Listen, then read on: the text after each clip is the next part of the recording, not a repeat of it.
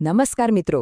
ક્યારે એવો વિચાર આવ્યો છે કે આપણા ગામમાં જે વિકાસના કામો થાય છે એની પાછળ ખરેખર કેટલા પૈસા વપરાય છે? ચાલો આજે આપણે એ જ સમજીએ કે માહિતી અધિકાર એટલે કે આરટીઆઈનો ઉપયોગ કરીને આ બધી જ વિગતો આપણે કેવી રીતે મેળવી શકીએ. આ એક એવો હક છે જે દરેક નાગરિકને તાકાત આપે છે. તો ચાલો આખી પ્રોસેસને સ્ટેપ બાય સ્ટેપ સમજીએ. જો તમારો જવાબ હા હોય તો સમજી લો કે આરટીઆઈ તમારા હાથમાં એક બહુ મોટું અને મજબૂત હથિયાર છે.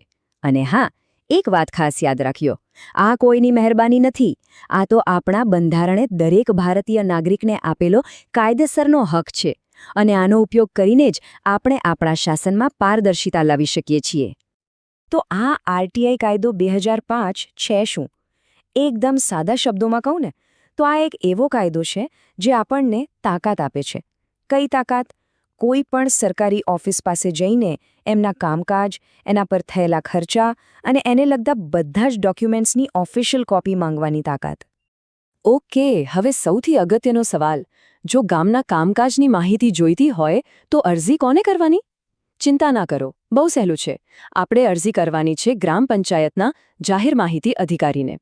એમને શોર્ટમાં પીઆઈઓ એટલે કે પબ્લિક ઇન્ફોર્મેશન ઓફિસર પણ કહેવાય છે. અને મોટાભાગના કેસમાં ગામના તલાટી અથવા તો ગ્રામસેવક જ આ અધિકારી હોય છે. આરટીઆઈ અરજી તૈયાર કરવી એ તો સાવ સહેલું કામ છે. એના માટે કોઈ સ્પેશિયલ ફોર્મ ભરવાની જરૂર નથી.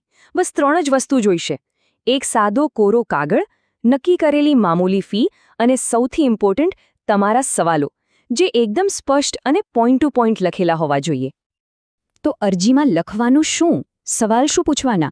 જુઓ, અહીં એક સરસ ઉદાહરણ છે. તમે માની લો કે 2025ના વર્ષમાં થયેલા કામોની બધી જ વિગતો માગી શકો છો. જેમ કે કયા કયા કામો પૂરા થયા એની લિસ્ટ આપો, દરેક કામનું નામ અને જગ્યા કઈ હતી, એના માટે કેટલા પૈસા મંજૂર થયા હતા અને ખરેખર ખર્ચ કેટલો થયો. એટલું જ નહીં, તમે વર્ક ઓર્ડરની કોપી, કોન્ટ્રાક્ટર કોણ હતો એનું નામ અને બિલ વાઉચરની કોપીઓ પણ માંગી શકો છો.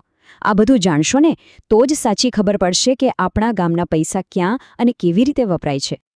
અને આ બધી અગત્યની માહિતી મેળવવાનો ખર્ચ કેટલો હશે ખબર છે? તમે માનશો જ નહીં, ફક્ત અને ફક્ત 10 રૂપિયા. જી હા, આરટીઆઈ અરજી કરવાની ફી માત્ર 10 રૂપિયા છે, જેથી દેશનો કોઈ પણ સામાન્ય માણસ આર્થિક બોજ વગર આરામથી માહિતી માગી શકે. હવે આ 10 રૂપિયા ચૂકવવા કેવી રીતે? એના 2 એકદમ સરળ રસ્તા છે. કાં તો તમે તમારી અરજી પર 10 રૂપિયાની કોર્ટ ફી સ્ટેમ્પ એટલે કે ટિકિટ લગાવી શકો, અથવા તો પોસ્ટ ઓફિસમાંથી 10 રૂપિયાનો પોસ્ટલ ઓર્ડર લઈને અરજી સાથે જોડી દો. બસ.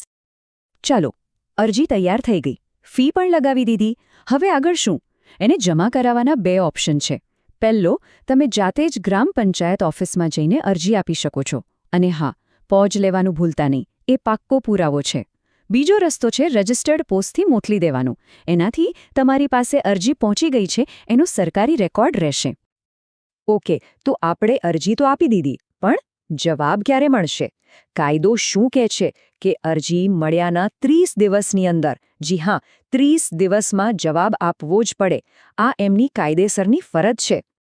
પણ માની લો કે 30 દિવસમાં જવાબ ના આવ્યો અથવા અધૂરો આવ્યો તો શું કરવાનું?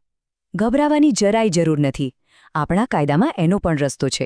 તમે એમનાથી ઉપરના એટલે કે સિનિયર અધિકારી પાસે ફર્સ્ટ અપીલ એટલે કે પ્રથમ અપીલ કરી શકો છો. એક વાત મગજમાં બરાબર બેસાડી દેજો: આરટીઆઈ કરવી કે માહિતી માંગવી એ કોઈ ગુનો નથી, બિલકુલ નથી. એ આપણો હક છે. અને આપણા ગામના વિકાસના કામોમાં પારદર્શિતા લાવવા માટે આ હકનો ઉપયોગ કરવો એ તો આપણી ફરજ પણ બને છે. તો બસ, હવે વારો છે તમારો. આ બધી માહિતી જાણ્યા પછી મને કહો, તમારા ગામના વિકાસ માટે તમારો પહેલો સવાલ કયો હશે? યાદ રાખજો, તમારો એક સવાલ પણ તમારા ગામમાં બહુ મોટો ફેરફાર લાવી શકે છે. આના પર વિચાર જરૂર કરજો.